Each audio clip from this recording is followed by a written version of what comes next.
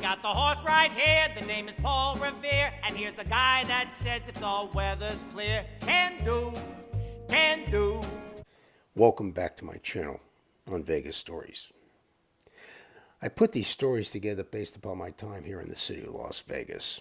I've been here a long time, since the 70s, and I was involved with two licensed Nevada horse race disseminators. They provide information, to the race books in the state, licensed by gaming, obviously. And so I have a lot of stories relating to horse racing and betting and personalities. Now, one of those disseminators on the sports gaming tabloid called the Sports Forum. Slogan was "News you can bet on." It was kind of in the infancy of sports gaming journalism, and I was a handicapper. I did college football. I had a column. And I had other responsibilities in the business as well, and which obviously are detailed in a number of these videos. It's the essence of it. Deviate, obviously, because not all the stories involve racing and sports, And the other thing is they just don't involve the city of Las Vegas, because I had a lot of travels over the years, to various racetracks, various sporting events. So I cover everything. I mean, personalities, betting, all kinds of different types of stories. Now, because the holiday season had just finished, I was taking a little bit of time in between some videos. So I have a lot of space between the last couple of videos, so 3-4 weeks at a time. So what I'm going to start doing with this particular video, this is the first one, it's going to be like an episode 1, is I'm going to take snippets. I'm going to take snippets of previous videos that I did a long time ago and try to, cut them up a little bit, give you a little bit of the highlights of the particular video, and I think you're going to find them enjoyable. If you haven't seen the video before, you're going to really enjoy it. So the thing is that I'm going to give it a little bit of a shot here, see how it comes out. If you're going to leave a comment, do leave a comment. I mean, obviously I'll listen to any comment you got, but I think you're going to find these entertaining. So with that, let's listen to what happens. Andy, where the fuck is your umpling? I was at the track. I hate the track. The track's gone. What do you mean it's gone? The fucking thing ain't there. It's like it's missing. You don't pay bills, eventually they come take it. You lost it. So now Andy's all pissed off. I said, look, no problem.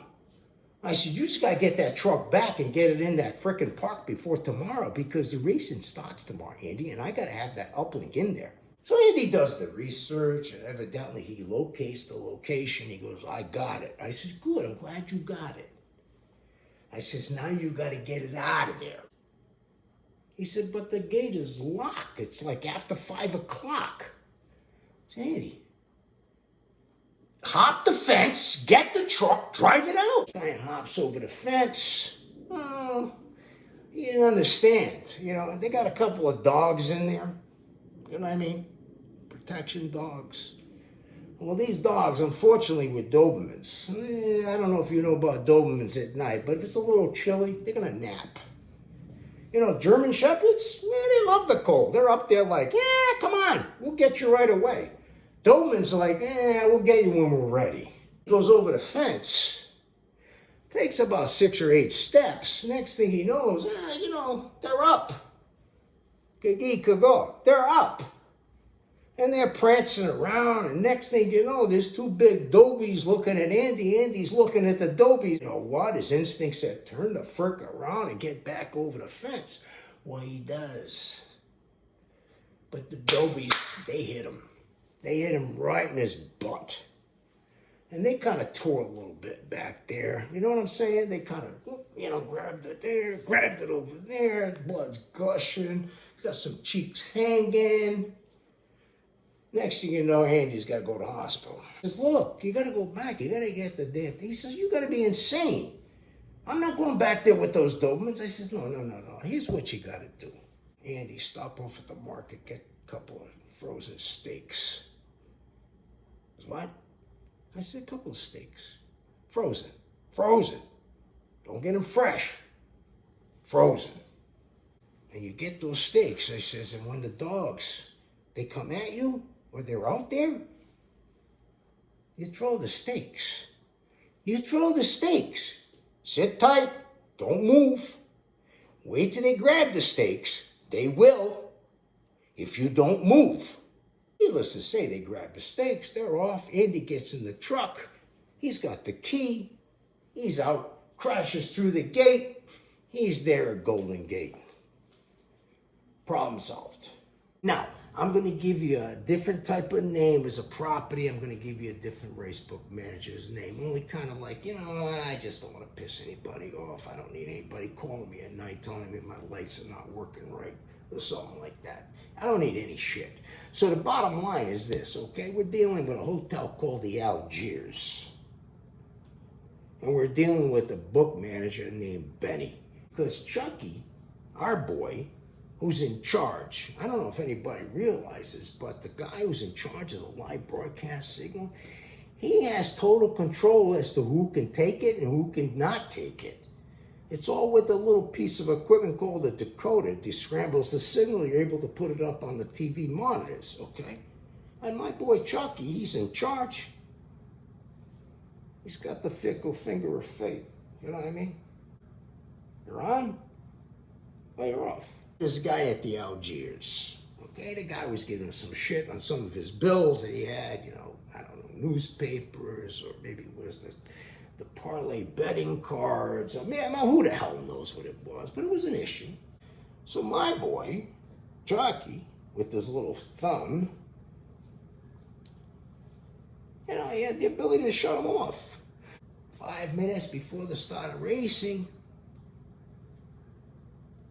there'd be a button shut off at the Algiers. No racing. Benny's all pissed off. He calls, what the hell's going on? Come, Benny, come. Let me see if I can figure this out. Because they would call me. They wouldn't call the big guy. They always called me. I was the second in charge.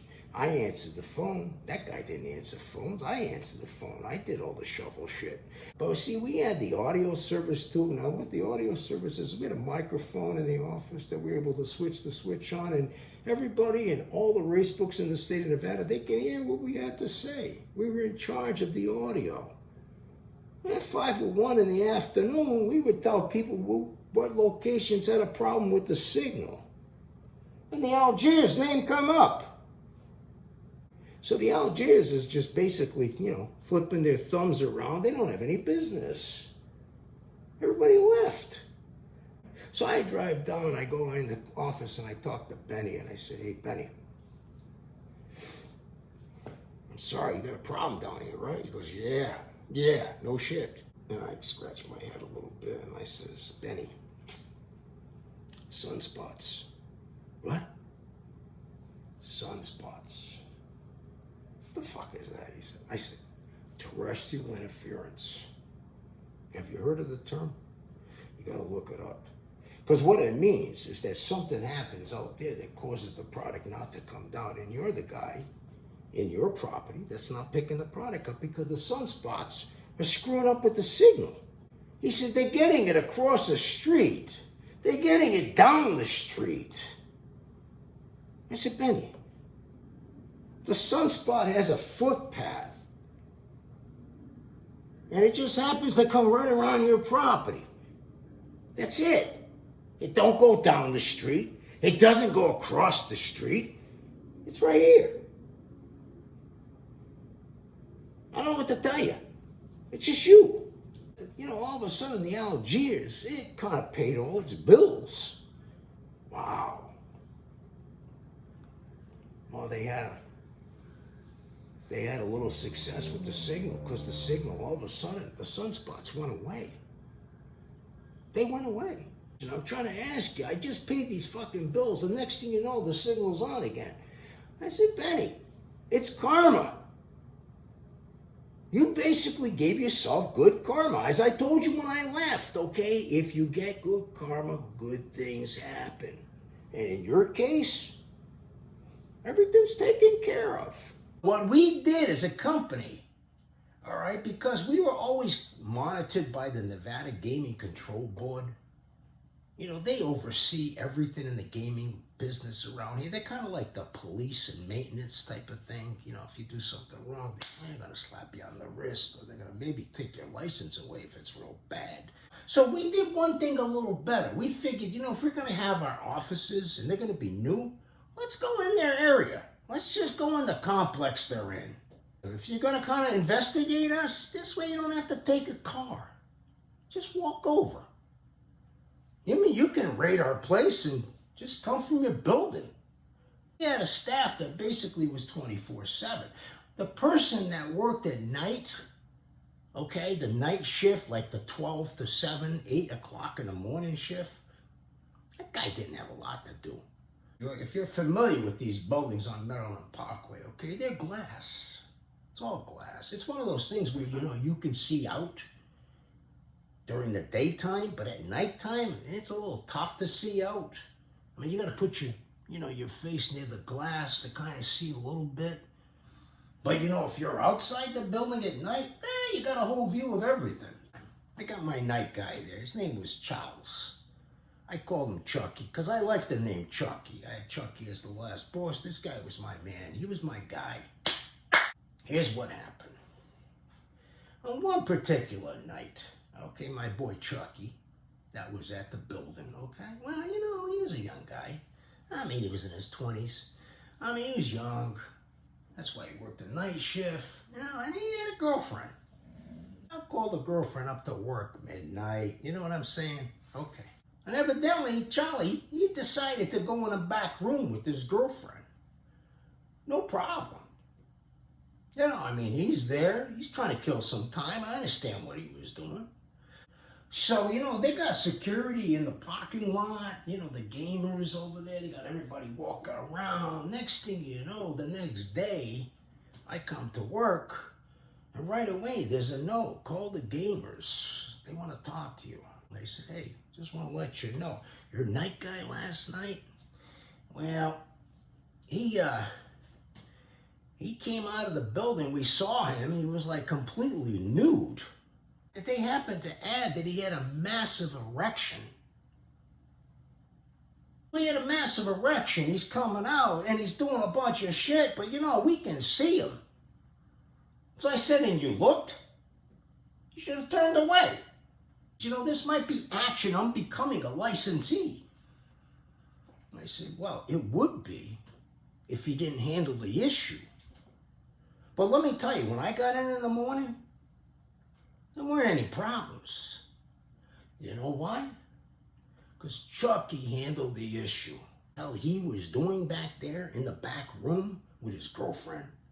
When he hears the buzz go off and he runs out, with this massive erection and resolves the problem, I think that's incredibly, super. I mean, you don't get many people that can do that. I think what I need to do is I got to demonstrate my allegiance to this guy. I got to give him a little raise. I think what he did was admirable. No, don't get me wrong. He could have done it without being naked and with the massive erection. I know he could have done it with that. As opposed to calling me up and criticizing poor little Chucky, I think you should be basically wrapping your arms around him and telling him, job well done, Chuck. Way to go.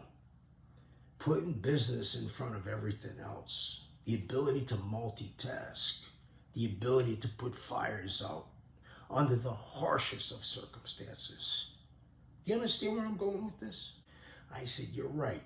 It's not the most professional thing in the world. But you know what? When you're in the middle of this crisis, and you're in the back room somewhere, okay, and you got your clothes off, and you're excited because of what you're about to transpire in, and an alarm goes off in another room, and you rush out to go resolve the issue, that's pretty exceptional.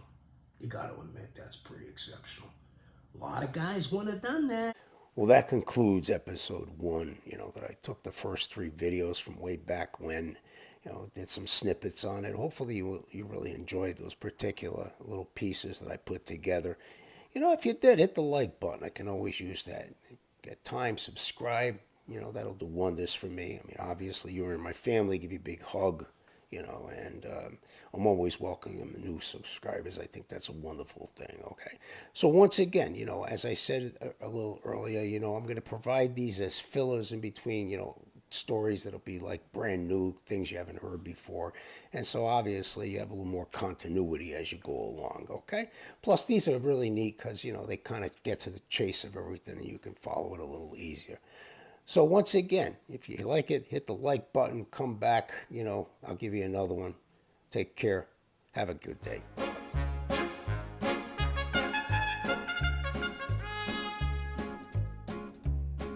I got the horse right here, the name is Paul Revere, and here's the guy that says if the weather's clear, can do.